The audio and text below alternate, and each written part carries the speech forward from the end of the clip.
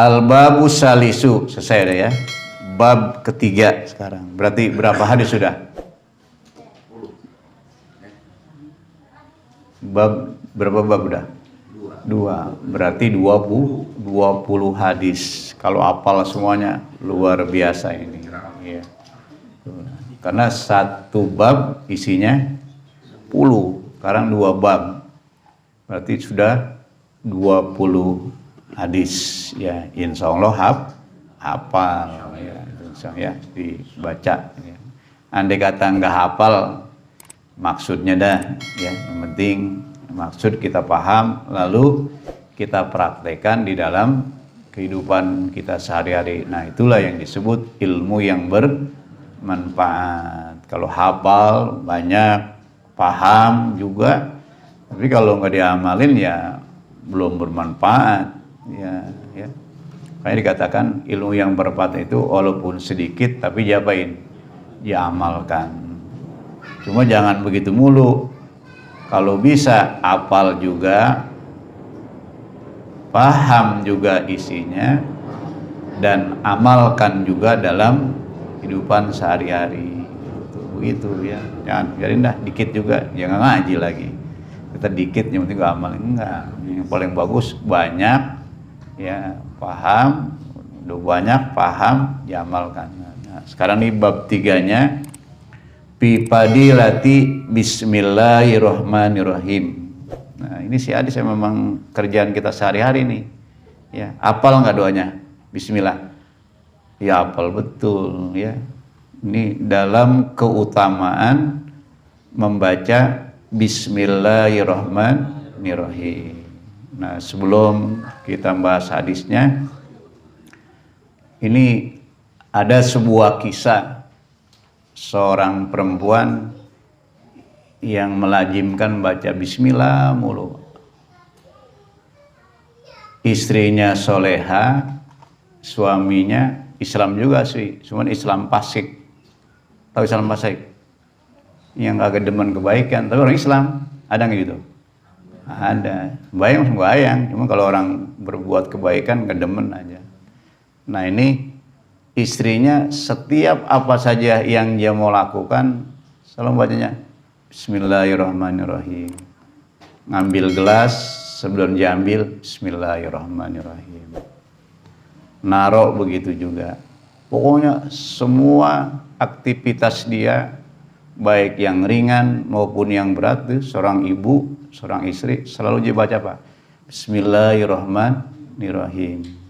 Cuma sayangnya lakinya fasik, gedeg dia, apa aja bismillah, nyeduh kopi bismillah, naruh gelas juga di bismillah juga, apa aja bismillah. Nah jadi ini suaminya nggak demen tuh, kalau bahasa kita mah enek ngelihat bininya baca bismillah mulu. Cuma itu karena itu bagus, dia juga mau nyari alasan ngomelnya karena belum ada kesalahan gara-gara baca bismillah, dia belum bentak istrinya. Nah pada suatu saat niatnya niat jahat juga nih suami sama istrinya. Dia kasih dompet, itu ada cerita, ada yang mengatakan emas, ada yang mengatakan isinya apa? Ada yang mengatakan isinya uang, ada yang mengatakan diceburkan ke sumur, ada yang mengatakan diceburkan ke sungai. Sama-sama sih ke air-air juga. Ya. Nah, akhirnya nih begitu dia kasih istrinya, bagus nggak ngasih? Bagus nggak ngasih? Bagus, cuma ada niatan. Ya, disuruh nih jaga ya dompet isinya emas ya, karena itu amanah dari siapa? Dari suami. Istri yang soleha ya, itu dia ambil, dia taruh. Sebelum dia taruh begitu dikasih Bismillahirrahmanirrahim, dia terima. Ada yang begitu? Agak ada kita, apalagi merah semuanya, udah diem aja udah ya. Ya, begitu taruh dikasih Bismillahirrahmanirrahim, dia taruh di bawah bantal dah kalau kata kita mah, tempat yang aman. Nah, pada suatu hari ini istrinya pergi. Memang dia sudah buat rencana. Nanti lu kapan-kapan kalau lu pergi, gua ambil nih. Ya, colong lagi. Tujuan apa? Kalau nanti hilang, tuh Jemaat lagi makan tuh bismillah. Bismillah mulu sih. Tuh ya. Akhirnya begitu istrinya berangkat kemana, nah suami ngambil tuh, buka pintunya, terus dia ambil yang ada, dia lemparkan kemana, ke sumur. Itu ya, ya kan maling paling bisa banget. Begitu beberapa hari dia nanya lagi sama bininya, Bu, yang kemarin saya kasih coba bawa kemari. Dia sudah tahu tuh bahwa benda itu sudah apa? Cemplungkan ke sumur. Kira-kira sumur dalam apa cetek? Ke dalam. Kalau sumur cetek bukan sumur namanya. Kobakan. Kobakan juga dalam. Gitu ya. Ya. Tuh. Pasti dalam. Makanya ada istilah al-bi'ru amikun. Sumur itu dah dalam. Tuh ya. Ya sih, walaupun bahasanya kayaknya tenang-tenang aja, dalam hatinya kurang ajar di suami. Tuh, ya. Berarti yang diejek siapa? Allah tuh. Kan kenapa? Bismillah. Bismillah itu ayat apa hadis? Ayat dalam Al-Quran surah yang pertama, surah Al-Fatihah kan. Bismillahirrahmanirrahim. Tuh ayat 1. Tuh. Nah, begitu disuruh ngambil ya istri mah nggak punya curiga apa-apa. Ya, bukalah kunci. Sebelum buka kunci ya bismillahirrahmanirrahim. Dia angkat benda yang dia taruh di atasnya. Pas gitu masih ada. Ya. Ada lagi. Kalau suami sih udah ngancam nih. Pasti nggak ada, ntar lu gua mau omelin biar ini. Kayaknya jangan baca bismillah mulu. Tuh baca bismillah mulu disaron-naruh aja hilang kata gitu. Ya, itu kemahakuasaan Allah. Allah utus malaikat supaya apa? Mengambil benda yang sudah dicemplungkan ke sumur, taruh lagi ke tempat semula. Malaikat bisa nggak? Oh, bukan bisa-bisa lagi. Yang nyuruh siapa? Allah. Allah saya bilang kun fayakun. Jadi. Kalau kita kun ikhtiar, insya Allah ada yang jadi, ada yang kagak. Kalau manusia mah jangan ngamalin itu, beda. Ntar manusia udah kun payakun mulu, kun payakun. Apa aja kun payakun. Ya, itu kun payakun milik Allah. Ya, kalau kita betul kun jadi, supaya jadi ada ikhtiar. Tapi ikhtiar pun juga kun payakunnya kadang terjadi, kadang-kadang juga kagak. Kalau Allah mah nggak ada istilah nggak jadi, apa yang Allah kendaki. Kalau Allah itu maha kuasa tuh. Begitu juga tuh. Nah, begitu ya istri mah nggak punya curiga sama suaminya jahatin dia, nggak kena ada. Ya kecuali nggak ada. Saya kasih. Tuh di situ luar biasanya kagetnya suaminya. Kok sudah dicemplungin ke sumur masih apa? Masih ada juga. Nah di situ baru tuh dia taubatan nasuha, ya, bahwa dengan melazimkan kalimat-kalimat thayyibah dengan baca bismillah, bahwa Allah di situ akan memberikan sesuatu yang nggak masuk akal, tapi bagi Allah ya, bagi kita mustahil, tapi bagi Allah tidak ada istilah mustahil tuh ya. Makanya ini biasakan tuh setiap apa saja kita mau lakukan, kecuali yang jelek. Kalau yang jelek mah jangan, ntar ngambil sendal orang baca bismillah lagi. Bismillahirrahmanirrahim. Tuh mah itu bismillahnya haram. Kenapa? Ngambil punya orang ya. Baca bismillah bukan dapat pahala, dapat apa? Dapat dosa. Bahkan bukan hukumnya disunahkan, bukan hukumnya wajib baca. Akhirnya apa? Jadi hukumnya haram. Kenapa? Membaca bismillah isinya kejelekan, kejahatan, mencuri, baca bismillah. Bismillahirrahmanirrahim. Ya, itu enggak boleh itu ya. Itu banyak kisah-kisah baca bismillah tuh. Bahkan ada sebuah hadis kalau kita berbuat kebaikan, kalau kita nggak baca bismillah di awalnya, itu kata Nabi, bahwa aktau, ada yang mengatakan bahwa abtaru, sama aja, ya. Bahwa azza'u, ada juga yang begitu, ya. Artinya apa?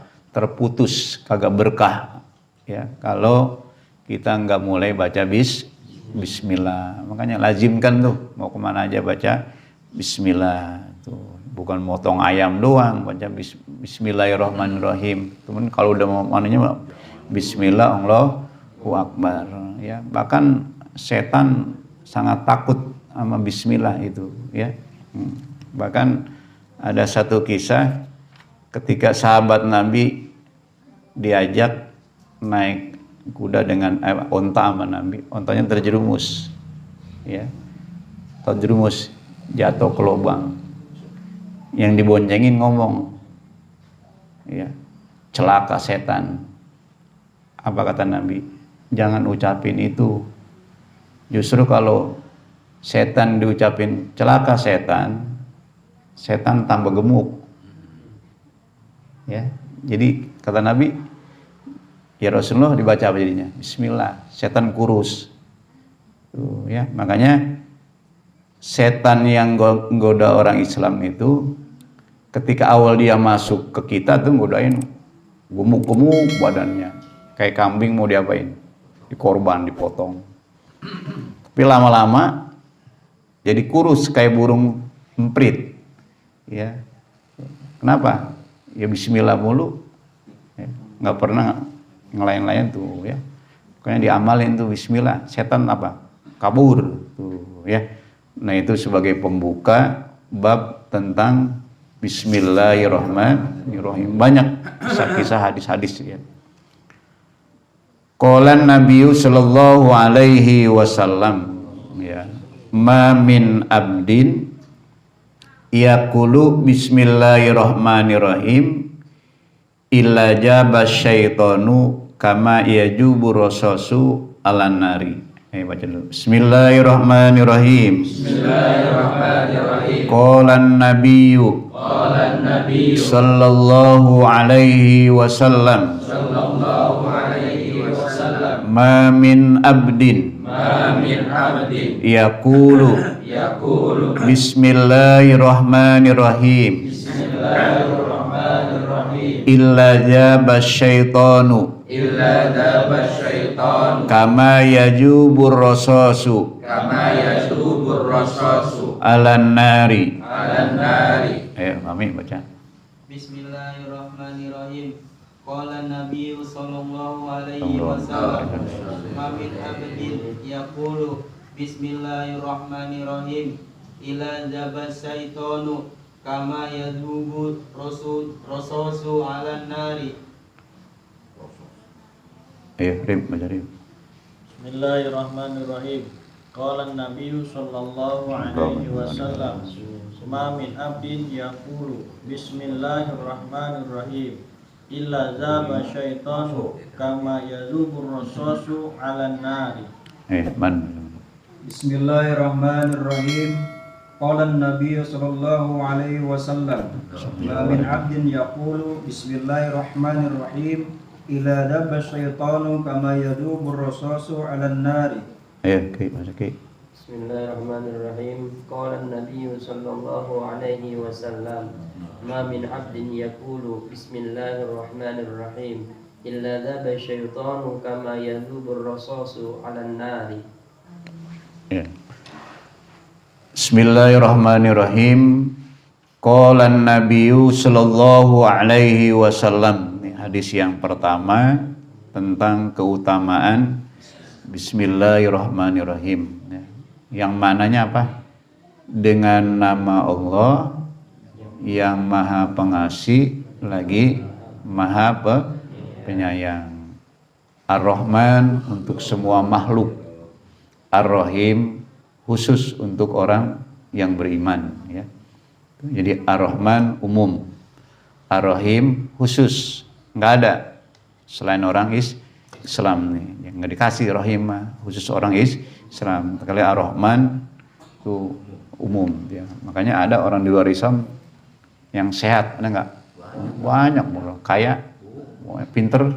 Iya, tuh, Rahmannya Allah, tapi Rahim khusus untuk orang yang beriman. Itu ada penjelasan seperti itu.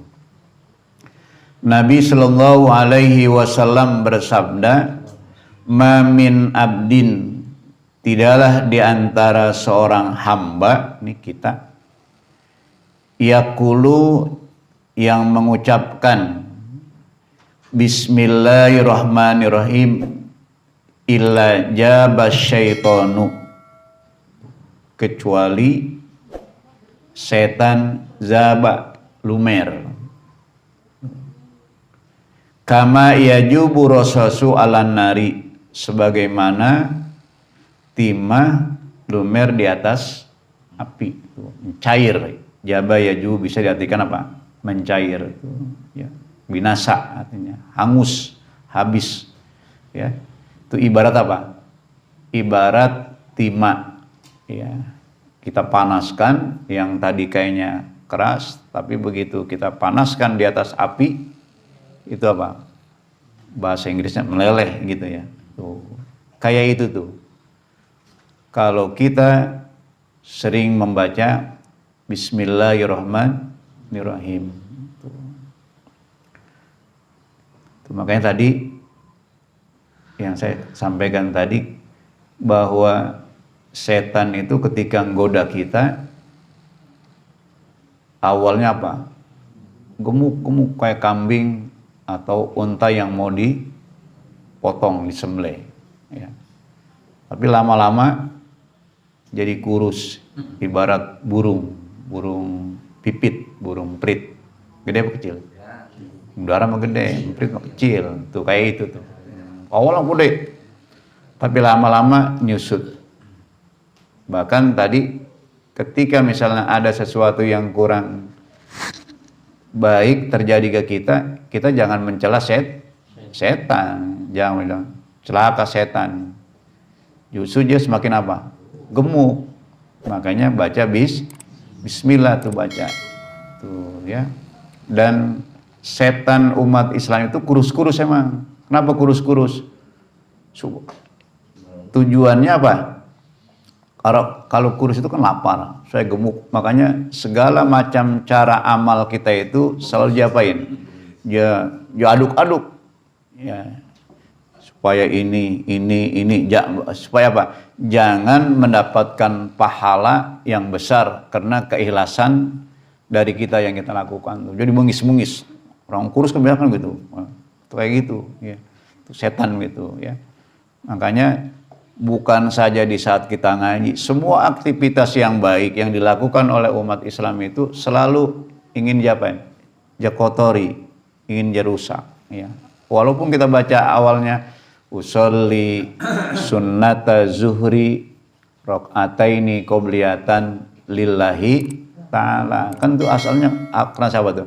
Karena Allah tuh. Tapi tetap terkadang ada tujuan-tujuan yang lain diduakan tuh. Karena memang setan orang Islam itu, kata Ibnu Mas'ud, kurus-kurus. Kalau tadi itu yang mengatakan setan yang pertama datang ke umat Islam itu orang Islam gemuk-gemuk, lama-lama jadi kurus. Itu Qais bin Hajjaj tuh, ya.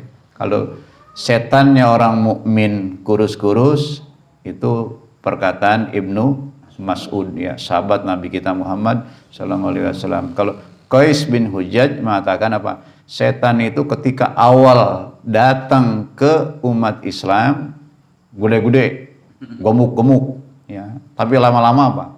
Kurus itu. Kenapa? Ya orang yang dibaca bismillah, baca Allahu Akbar itu. Apalagi baca bismillah tadi. Kehebatan bismillah itu, setan diibaratkan apa? Rosos, timah yang dipanaskan di atas api lumer itu. Kayak itu juga tuh. Walaupun setan memang diberikan kebebasan oleh Allah Subhanahu wa taala untuk menggoda, Allah larang enggak? Enggak. Bahkan kan ketika setan itu diusir dari surga kan dibilang enggak apa-apa ya ya Allah, saya diusir dari apa? Dari surga. tapi ada tapinya. Berikan hak saya untuk menggoda cucu anak Adam. Tahu nggak? Silakan. Ya, nggak bakal bisa menggoda cucu anak Adam kalau dia imannya kuat. Ya, maka dikasih, bukannya jangan, nggak begitu, enggak. Silakan. Tuh. Nah ini karena setan diberikan kebebasan oleh Allah untuk menggoda kita, tapi Allah jamin kita nggak bisa digoda oleh setan kalau kita memiliki keimanan yang kuat. Tuh ya.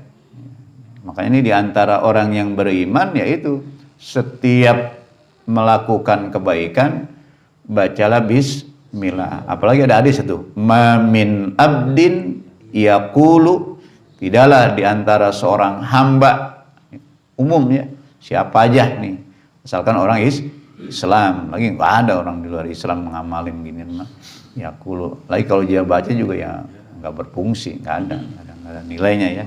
Yaqulu, ya ucapkan bismillahirrahmanirrahim, melainkan setan apa? Zaba. Tuh. Setan fa'il ya, jawabannya fi'il itu. Illa jaba syaitanu kama yajubu rasasu ala nar. Tuh. Setan lumer, rontok kalau kata mah, untuk hangus ya. Sebagaimana kata Nabi ya, seperti apa? Timah yang dipanaskan di atas api itu, dia akan mencair, ya jubu. Nah, kayak itulah ya, kita bisa bayangkan kehebatan kalimat bismillahirrahmanirrahim yang ucapannya sangat mudah, enteng ya, dan siapapun juga bisa ya. Cuma ya baca semata-mata lillahi ta'ala, Allah yang nyuruh begitu ya. Jangan niatkan yang lain-lain. Itu kayak tadi juga seorang istri yang digedegi nama lakinya, dia membaca karena memang diperintahkan oleh siapa? Oleh Nabi. Sehingga setiap kebaikan selalu dia baca bismillah, karena dia tahu setiap kebaikan yang tidak diawali dengan bismillah kan gak berkah. Karena dia takut gak berkah, makanya apa saja selalu dia baca bismillah. Ini kira-kira makan tenaga nggak baca bismillah? Kagak, nggak bakalan goreng keringat. Bismillahirrahmanirrahim. Bacanya pelan-pelan nggak apa-apa tuh.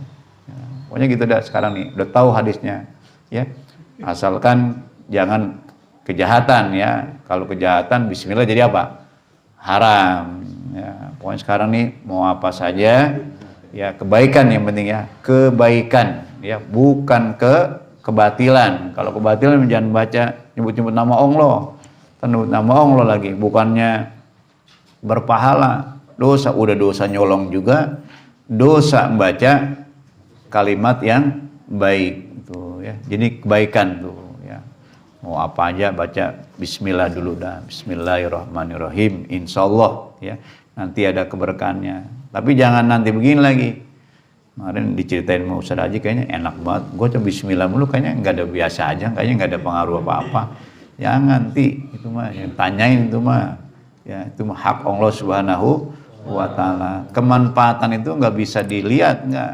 Nanti akan timbul dalam diri rasa kepuasan, ketenangan jiwa, nggak ada rasa ini dan itu, kayaknya plongnya pikiran ya, bebas. Yang penting saya ikhtiar, yang menentukan semuanya adalah Allah Subhanahu wa Ta'ala. Jangan ntar nanya, gue dasar baca bismillah, gue mau naik motor aja baca bismillah, gue turun juga sebelum kaki gue ini gue bismillah juga, kayaknya begini-gini aja. Mau pengen kakinya 3, jangan.